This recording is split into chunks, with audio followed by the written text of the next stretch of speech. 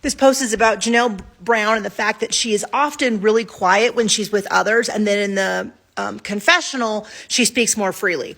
Now, I have a theory about Janelle. I am not her therapist. I do not know her personally. It is just my theory based on having watched the show, which is that I think Janelle is someone who, by nature, tends to be a slower, deeper thinker.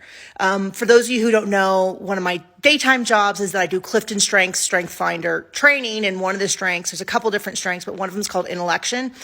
And she reminds me of that. I'm not saying that's her strength or deliberative or relator or anything, but the characteristics of these strengths tend to be slower to speak. So when they get information, they don't want to share their opinion until they've really looked at it from all directions.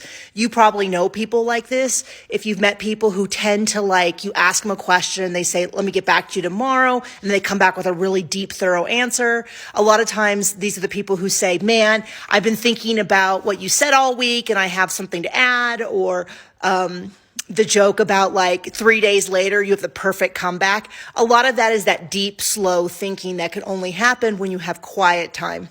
And my theory is that Janelle is very much that person, because you'll often, when she gets caught off guard by something, a lot of times she'll say very little. And then later on, which we know that the interviews are filmed much later on, she'll have a more thoughtful, deep, meaningful answer, but she won't in the moment. So that is my theory on Janelle, and it makes a lot of sense as to why she oftentimes doesn't speak in the fact, but does afterwards.